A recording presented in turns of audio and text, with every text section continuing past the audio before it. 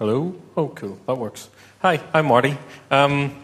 This talk kind of started as a series of short rants. Never really developed into a talk until I was thinking about submitting a talk for this conference. And we just discovered Damien Conway's book called Perl Best Practices.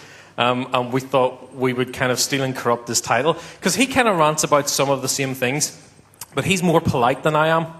So I'll apologize in advance for if I offend someone, even if it's only with my really bad Japanese. I'll be giving the talk in English, but I've tried to write the slides in Japanese. For me, that means there's some kanji and there's some kana, and they're stuck together. They may not make any sense, but if the Japanese is bad, don't worry. I'm a native English speaker, and the English is bad too. It may not make sense either. There may be two slides that do make sense. For that, you can thank Miyagawa. If they don't make sense, it's because my English didn't at the start. If I talk too quickly, that's a problem we can do nothing about, because I have a 20-minute slot and I tend to go on a bit. So before I can explain anything about the worst Perl practices, we kind of need to define some things. We need to work out what good Perl is. And all of these criteria for deciding whether Perl is good or bad, they're a bit subjective. You may have different ideas from me, but for me, I think good Perl should be easy to read. You should be able to look at some good Perl and understand what's going on without having to think too hard about it. Now, if there's a complex sort of situation, it should be abstracted in such a way that it makes sense.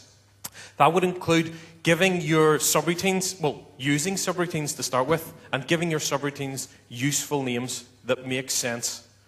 Now, that's not always easy, but it's something we need to practice.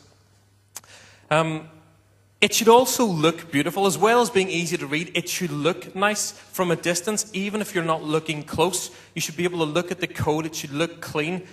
It should be indented properly. Now, it's not Python. We don't need to indent it properly, but it should be. It should look good on the wall. You need to have beautiful looking Perl. Probably more important than all of that, it should actually be useful and work and do what it's supposed to do. That also is sometimes quite difficult.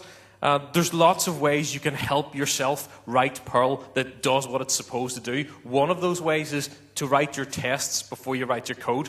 But that's a different talk. We're not going to cover that. So in contrast, you can probably guess what we think bad Perl is. Bad Perl is difficult to read. You'll find yourself going back and reading some sections of Perl and saying, oh, well, that couldn't possibly be right, and reading them again. So when that happens, that's a sign you've got a problem with your Perl. And of course, bad Perl is going to be ugly. Sometimes these two things are quite connected, but you can have beautiful Perl that's still difficult to read. The ugly is kind of a more, again, at a step back, when you look at the whole structure of your code, does it just not feel right? Some people in the extreme programming camp call these bad smells. Maybe it doesn't smell right. The third thing about bad Perl, you may have tried to guess this from the other thing, but what makes Perl bad, really bad, is that it's actually useful too.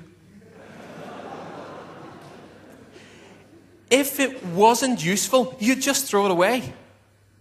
The reason you have bad Perl around is because it is useful. It does something that you don't want to have to re-implement in a nice way, and that's a big problem. And there's a fourth problem with bad Perl, or a fourth characteristic of bad Perl. It's also fragile. Because of these other problems, because it's a bit ugly, it's not very pretty, and it's useful, sometimes you may want to extend it or make it a bit better. But if you try to change it, things break.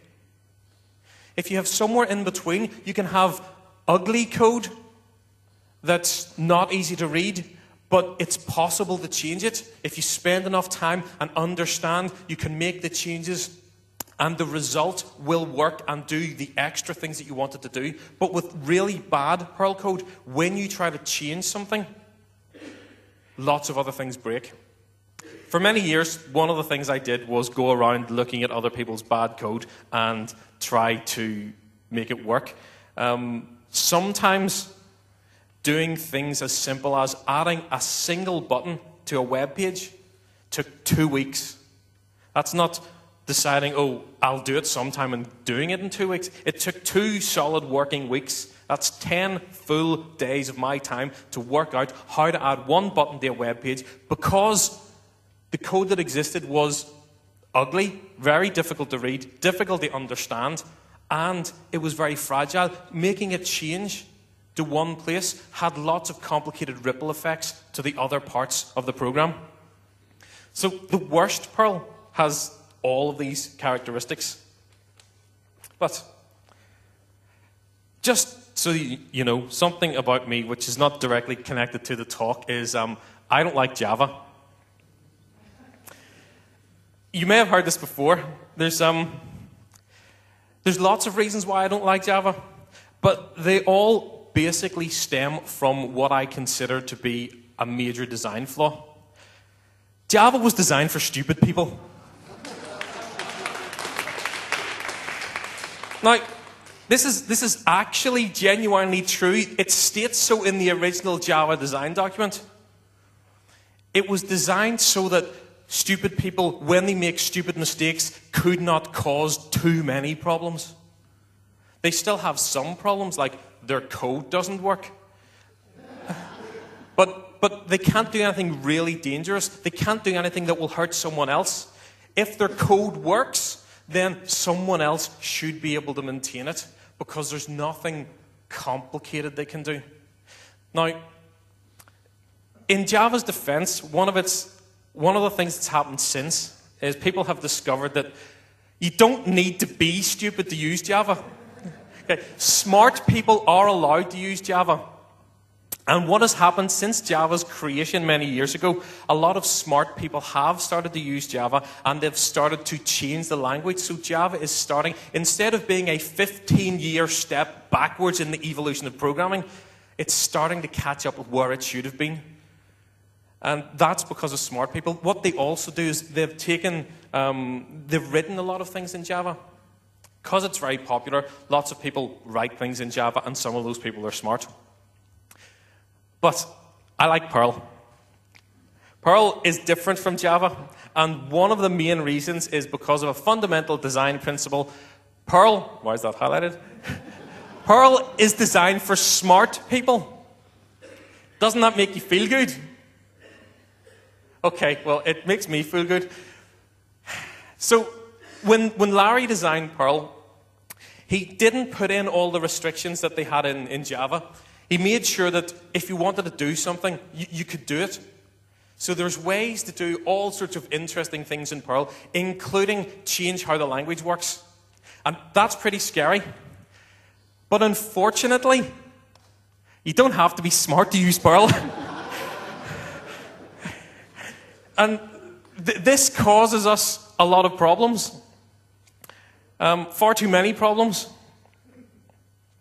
And I mean, if you want to see some of the problems, there's a wonderful website devoted to really bad Perl. It's called CPAN. You may have heard of it. I don't know. If you count statistically, I mean, if the person with the most modules in CPAN, would that mean they were the producer of the worst Perl? But CPAN, there's a lot of different ranges of quality on CPAN. It's very hard to work out whether your module is going to be good or bad, and it can sometimes be in between. One of the things that bothered me for a long time was trying to work out why Java was so successful, or at least so well marketed and apparently successful, and why Perl didn't appear to be so. We had lots of different reasons. If you want any sensible reasons, please ask my wife at the back of the room, because she has the sensible reasons. I have a reason that made a lot of sense. It's called Slack's Law. Slack's Law is something I was taught on my first job many years ago, and I kind of forgot about it. But then I realized it explains why Java is so popular and also why we have so much bad Perl code. Slack's law, badly translated into Japanese, is 95% of all the people you meet are stupid. So that means if this room has 300 people in it, 285 of you are stupid. So to save me some time, would the 15 smart people please put your hands up now? Okay, I've counted 2.5. Okay, well, that sometimes may seem a bit cruel to say that, but fortunately, there's a couple of get-out clauses. Slack's law, it's actually true for everybody. So, 95% of the people I meet are stupid. So 95% of the people you meet are stupid too. Now, you don't have to be very good at maths to work out that in most cases, I'm going to be part of your 95%. So, from different perspectives, different people appear to be stupid. And that's one of the reasons sometimes we argue about Perl code, because my idea of good Perl code may not be yours. The other thing that's a handy get out is, of course, 95% of all statistics are just made up by the speaker. So now back to the talk. There are 3 things that I think are causing us problems with bad Perl, and I'm going to very briefly talk about them all, because first one is variables, second one is regular expressions, and the third one is object orientation. On with the show. Variables, they are probably the biggest cause of problems because, in case you didn't know, 95% of all bugs are caused by variables. Now, you don't need to believe me on this. This is something that you can go and experimentally verify by yourself. Run your code, write your code, debug your code, and every time you find a bug, make a note if there's a variable involved. If you find a variable somewhere near your bug, there you go. It adds to the statistics. Some people have found that 99% of bugs are caused by variables. So what can we do? Well, we can take them all out. See, yes, I figured some of you may laugh at this point. I'm totally serious. If you remove all the variables from your code, you will have 95% fewer bugs. Now, this sounds ludicrous, but there are branches of programming language research that I'm sure Domino's can tell you about that involve removing variables from code. This is not something that I've made up, but it's not that easy to do in Perl. So instead, we'll concentrate on what are the bad variables in Perl. There are some variables that are particularly bad. I found 4 types of evil variables. First type is global. You've been told that global variables are bad. No matter what language you program in, you're told global variables are bad. The problem with global variables is because everybody can touch them. Every part of your code can get at the global variables, so it's very difficult for your module or your component to know what's happened. They're evil. Yeah. Package variables are also bad. Because, of course, package variables are just global variables with a longer name.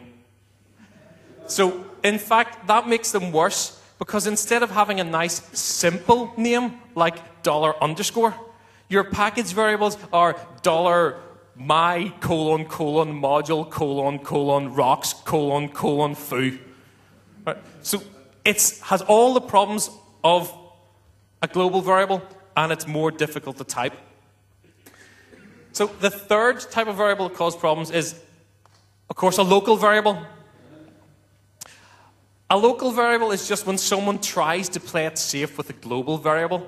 They think, oh, I've been told global variables are bad, therefore I'll stick local around them and that will make them safe. Like, this dates back to when in old Perl, that was the only way you could do it. That was the only thing you could do. If you didn't want to mess with global variables, your only choice was local variables. But they're evil too. They can still change. So the third type of variable, or the fourth type of variable, is my variables. The thing is, I'm not so sure about those. I know that variables in general are bad. So my variables are bad, but are they evil? I'm not quite decided. So I think my variables, if you have a small enough scope, they're probably okay.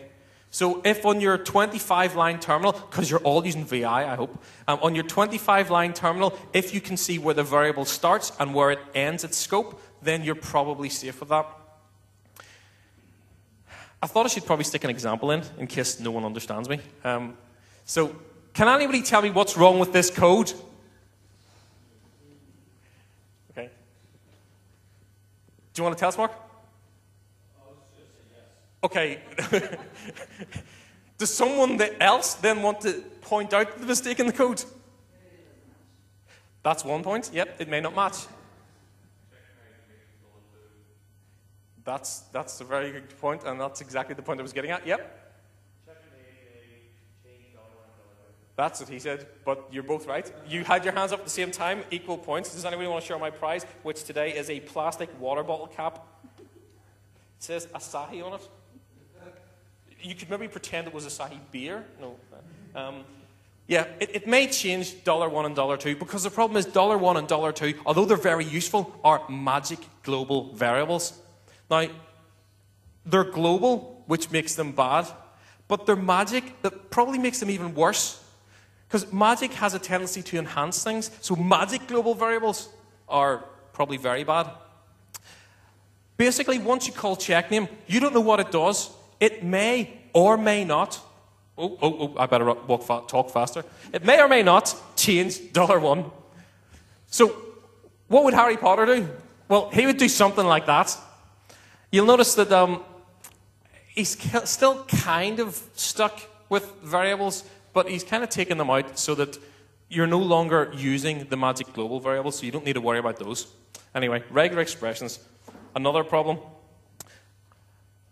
Regular expressions, simple components, but they make complicated machines.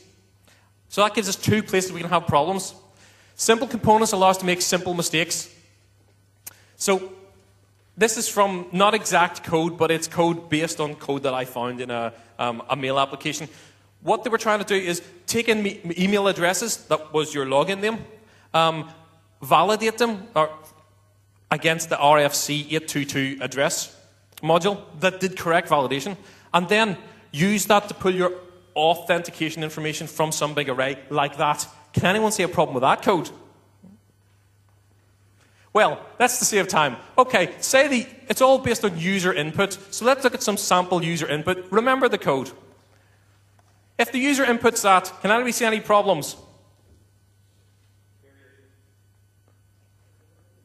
Period? Yeah, but it's not really going to cause any problems. It will match against my email address correctly, and it won't do anything bad. What about this? Well, it also won't do anything bad. What about this?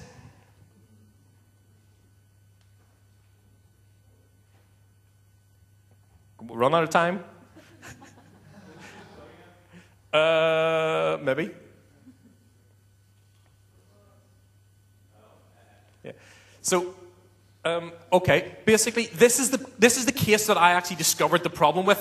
That's my email address. When I created a user on this email system and logged in, it would let me log in, but then it would not let me do a single thing. And the problem is the Marty plus Perl, plus is a special regular expression character. It passed the login, but when it tried to get my privileges from the array using that stupid grep, it failed because Marty plus Perl does not match Marty plus Perl. What about this? Is anybody worried about that?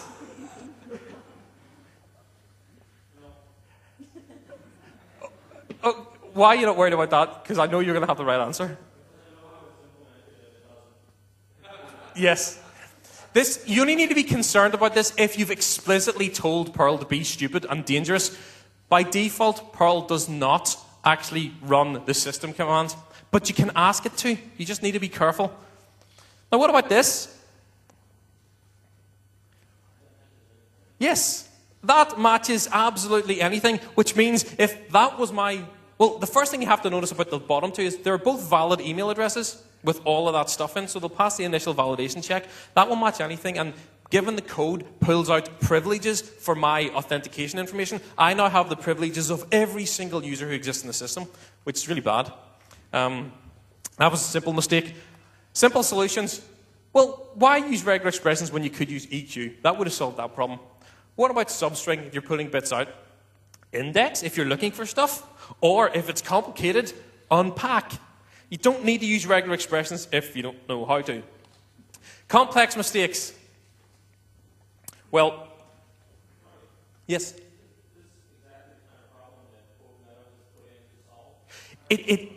Yes, it is exactly the kind of problem that's supposed to resolve, which is why if you know how to use regular expressions, you would use that. The guy who wrote the code I was looking at had never obviously seen that before, and I believe my patch may have been telling him to use quote meta.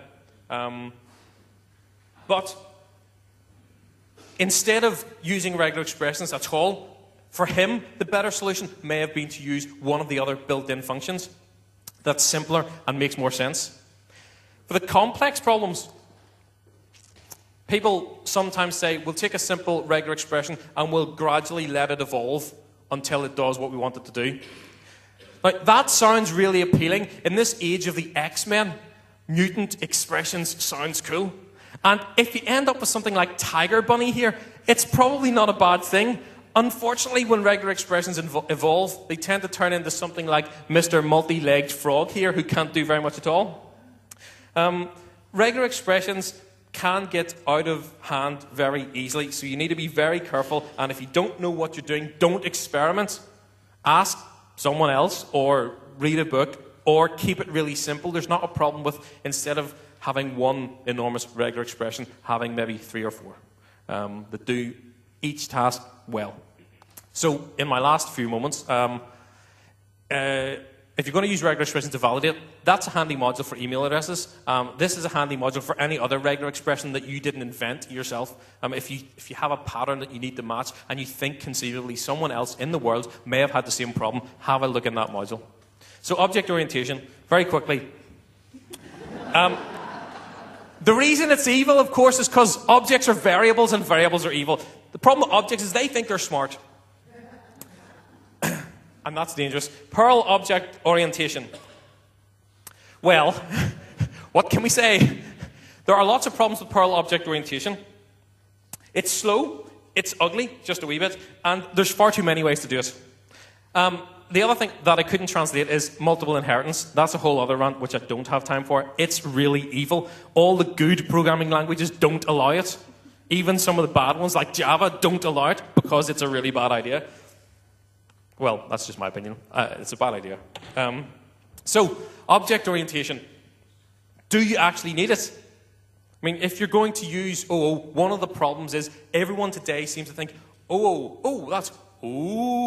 it sounds good. Everything's object orientation. It's a new buzzword. Let's use object orientation. All I want to do is have a single function that strips non-printable characters from a string. Therefore, I must create a class with a constructor and an object that when I call a method on the object strips a non-printable character from a string that I pass as a parameter. That's not an object. That's a really, really, really, really slow function. So I wanted to think of a way to remind you all just to think again before you use OO. You'll notice that in Mark's, Dominus's talk this morning, he did not use OO at all. Lots of people, when they go to write parsers, think, must use OO. There was no OO in that talk. And what do you think happened? Well, it was probably much faster than using an OO solution, for starters. So that's my time up. Okay. Who? I'll finish this in 60 seconds. I really will. Sorry about that. Who is an English word that you may or may not know? If you remember that Perl object orientation is a 3-letter acronym for poo, and you speak English, you will realize that you may not want to touch it. For those of you who are not sure what it means, I think that's the...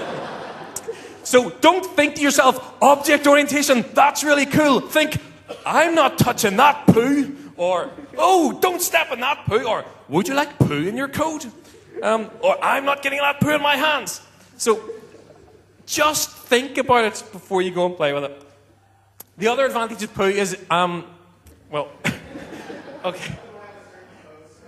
Yes, poo has a very good co-smell. But, sorry. Yes, it is useful. I'm not trying to say object orientation is totally useless. I'm saying that it has a use. In this form, poo is useful. You can spread it on your crops, and it will be very useful. For those who don't read kanji, that is fertilizer-type poo. It also gives us a really handy mascot that we stole from South Park. And I will shut up now. Thank you very much.